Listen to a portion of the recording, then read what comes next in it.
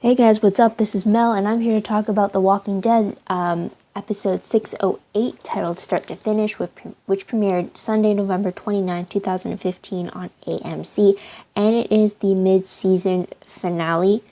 A lot of worries going into this episode for sure, since past mid-season finales, there's always a death to the group. With that said, just a reminder, if you haven't watched the episode yet, please go do so first. I'm going to be spoiling it for sure, and I would rather have you form your own opinion on the episode than to hear what I have to say and then watch the episode already having these preconceived thoughts from me swaying how you view the episode. So just a reminder for that, just go watch it first and then come and see what I picked up out of it.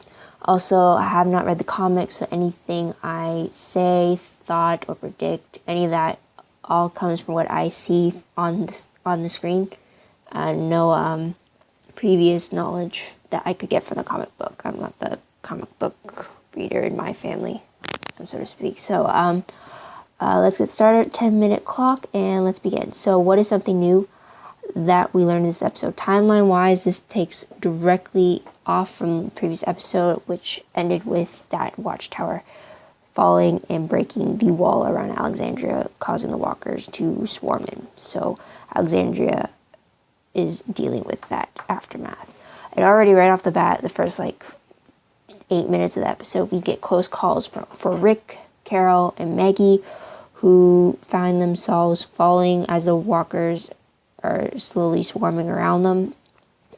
We get all these different groups separating, and I'll just get into that. So we got one group, which is Eugene, Rosita, and Tara, who find shelter in the pantry garage. And just before that, Eugene actually found the walkie-talkie just as Daryl was calling over to see if anyone would answer. So it was Eugene's voice that Daryl heard calling for help at the end of their episode 2 weeks ago. So there's that. We got another group in Carol and Morgan, who actually take refuge on the upper level of the place where he was keeping the wolves leader. And just below them is the wolves leader with Dr. Denise, who she's freaking out about. We have another group in the form of Maggie, who manages to take refuge in one of the guard platforms, and the ladder managed to be dislodged, so she's kind of stuck up there.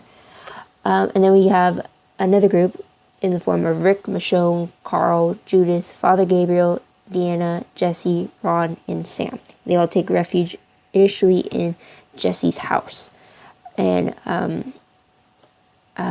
while trying to get there, last episode we saw Jesse was taking care of Sam and Judith. And saw Ron following Carl, and then Rick was dealing with the wall repairs. So him, Michonne, Father Gabriel, and Deanna all of them run to Jesse's house. And on the way, Deanna not only falls on, I believe, a saw bit, was it? But she manages to get bitten as well. So her death is drawn out throughout the episode, but she is one of the bitten casualties for sure. Another thing that happens while inside Jesse's house is that Ron attacks Carl in the garage when Carl is just trying to see if he's okay, that they're going to, and reassure him that they're going to get out. And their fight draws walkers to them. And Carl manages to cover for Ron. And I gotta say that I don't like Ron. I've said it previously before. And when he locked that door on Carl, I immediately thought, Ron, you effing idiot, with the actual swear word. Because whatever happened next was going to screw them over. And I definitely did not want anything bad to happen to Carl. Forget about Ron. I don't care what happens to Ron. Carl has to survive. One of my favorite characters. So when Ron just locked that door, and then at least Carl had the instinct that something was going to be pulled out on him. In this case, he knew that a weapon, so Ron's gun was going to be pulled out, and Carl reacted. So I'm really glad that Carl had that gut reaction. But when Ron did that, man, I kept calling him an idiot. completely. It's like, this is not the time to kill off one of the only people in the house that could help you get out alive. And he's like, ugh, I'll get back to it later. But we also learned a bit of Latin from Deanna to Michonne, and that was the translation that was on that future map of Alexandria, and it went something like, someday this pain will be useful to you.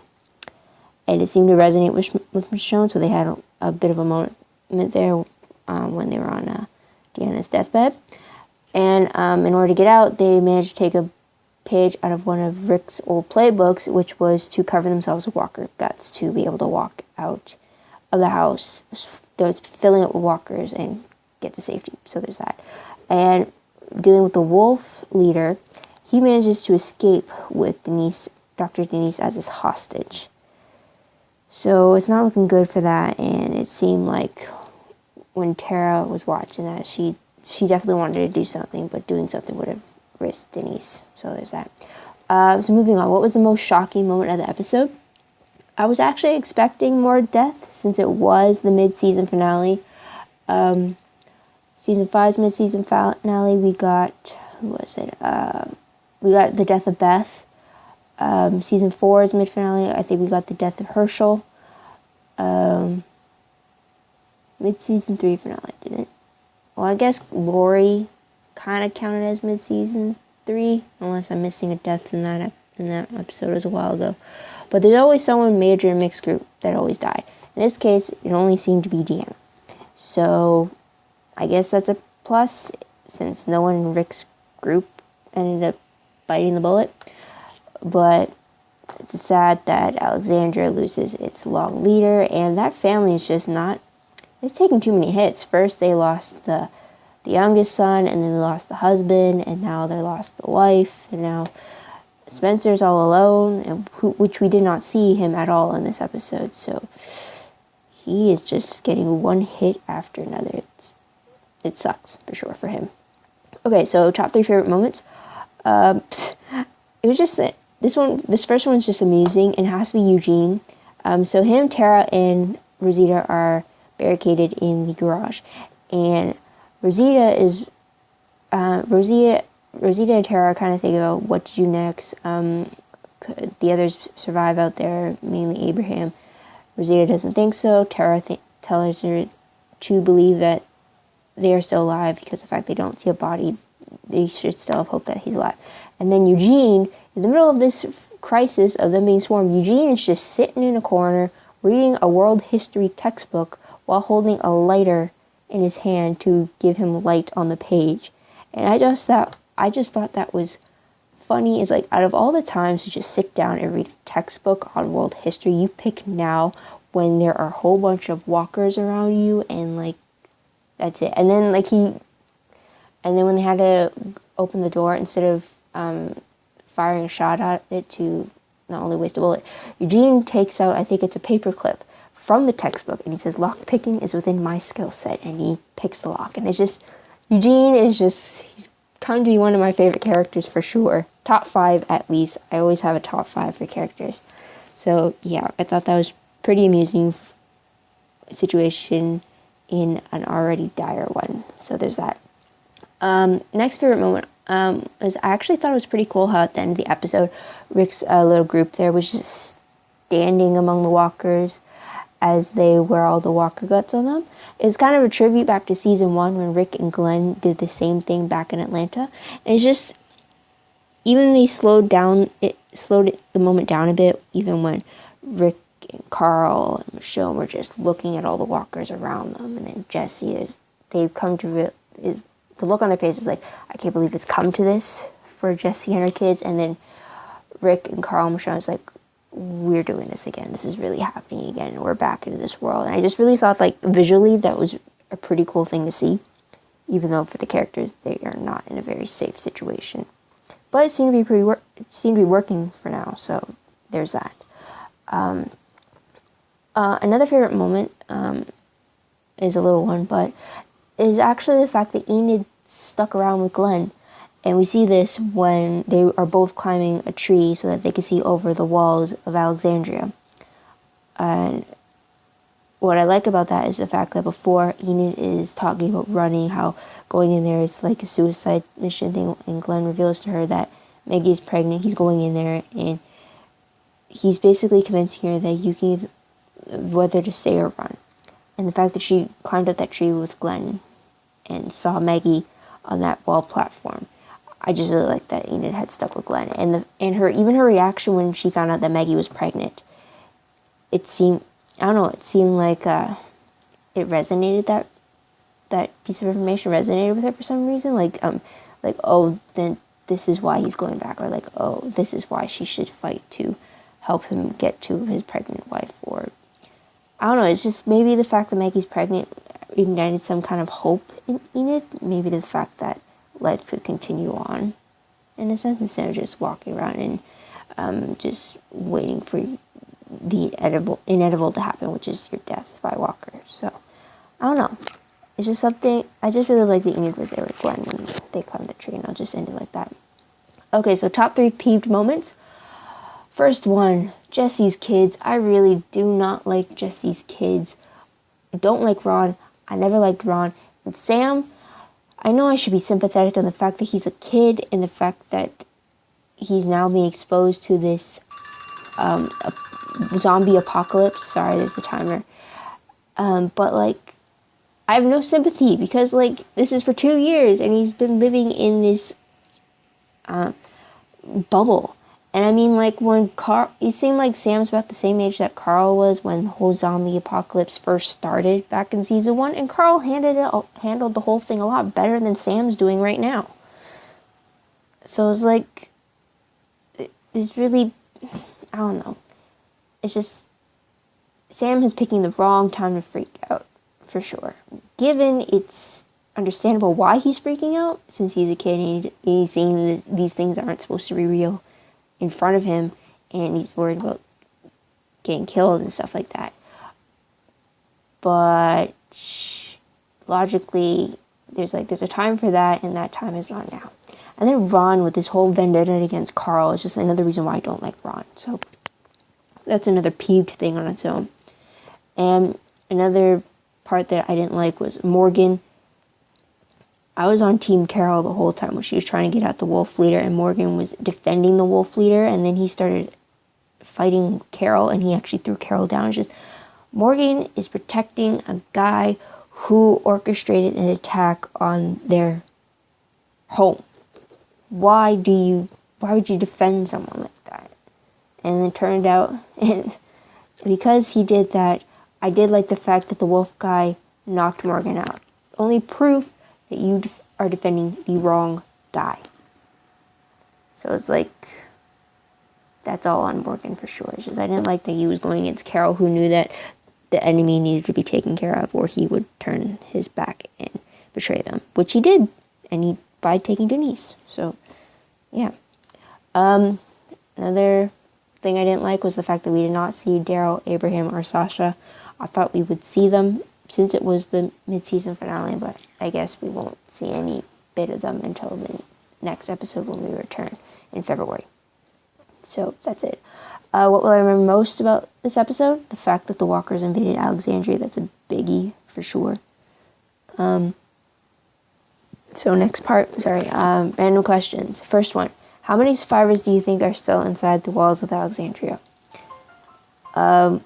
We only saw Eugene, Rosita, Tara, Carol, Morgan, Maggie, Rick, Michonne, Carl, Judith, Father Gabriel, Deanna, Jesse, Ron, Sam, Dr. Denise, and that wolf leader. There has to be more than just those people alive in town, and if not, then that's a pretty small survival group for what happened earlier on Alexandria. So I'm just wondering if there's more people than that, and if so, will we be able to see them, or are we just going to focus on the characters we've actually grown close enough to give names to, I guess. Next question, do you think Ron will try to kill Carl again? I hope not. I truly hope not. And if he does, I hope Carl takes care of it. I really don't want Ron to be a problem, and he seems to be threatening characters I like, so don't like him. do not like him at all and don't care if anything bad happens to Ron for sure. I know it's a bad thing to say, but whatever. Next question. Do you think Sam's fear will cause problems for the group as they try to escape? At the end of the episode, we see Sam trying to call attention to his mom as they were walking through the walkers. And I'm thinking that's like the wrong time to speak up. I mean, even Judith knows to be quiet during those moments. We don't hear her crying. So I'm just wondering, and I kind of feared that when Sam was calling out to his mom, when he was holding her hand, I had a bad feeling that the walkers might be drawn to him calling out to her and might turn around and just start attacking him because he was making that noise. So I'm wondering if moments like that will cause a problem in the future for them. I think so. I hope not, but it might be looking that way. Okay, our last question. Is anyone else getting a post-prison, post-terminus vibe when it comes to the group fleeing from places in the scattered groups that they are? It seems that once they find a place, they get to stay there for a while, and then eventually they're going to have to leave because they're forced out. Yet when they are forced out, it's always with them being scattered, and then half the season is about them finding the word back to each other. And I'm just wondering, is that going to be a repeated theme or something? Because, I don't know. It seems like it's being repeated one too many times. And I'm just wondering if anyone else noticed that as well.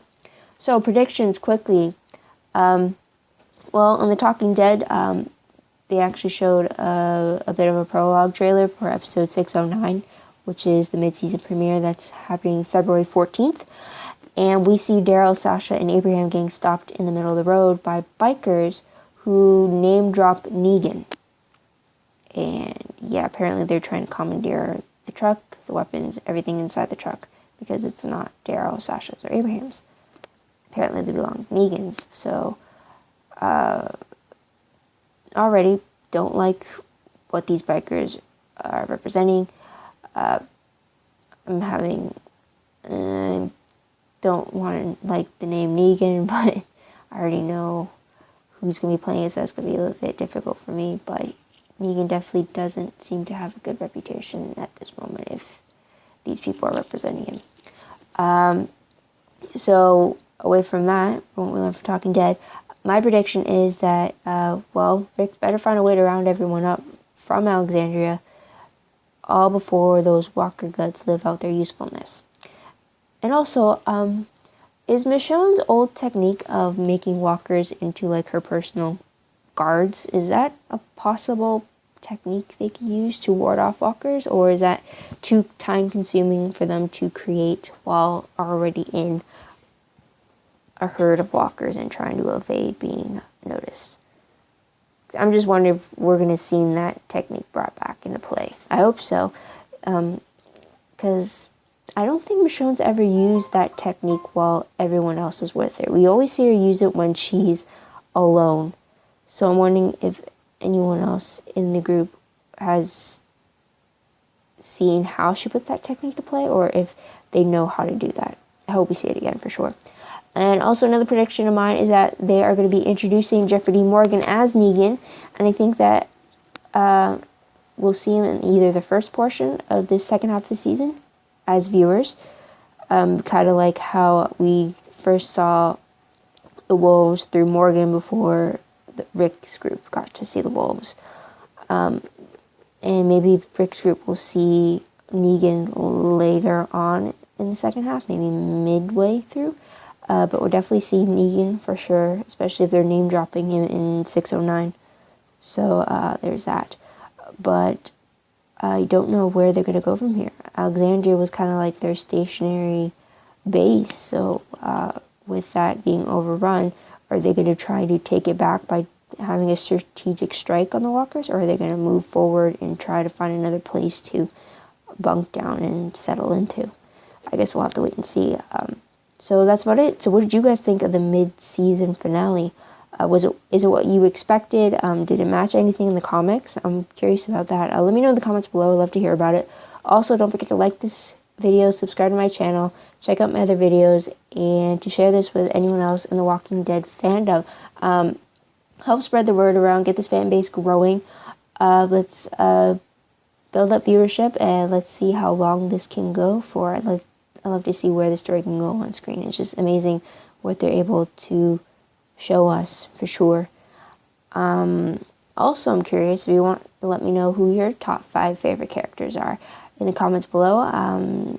Do just that. Mine are always changing. Mostly per episode, it's usually the same 5. Sometimes some might get switched in and out, but I know I had the same 5 in the first 3 seasons of binge watching this. So I'm just curious what your 5 favorite characters are. So comments below, love to hear about it. That's about it. So I won't be back until February 14th, just like The Walking Dead. So, but my other videos will continue forward as long as new episodes show. But for The Walking Dead, to all the Walking Dead family, this is Mel wishing you all good night, a happy holidays coming up, and just to be safe wherever you are, and to be thankful and grateful for whatever you have in your life. So, see you guys in the new year, I guess, for Walking Dead. This is Mel saying bye.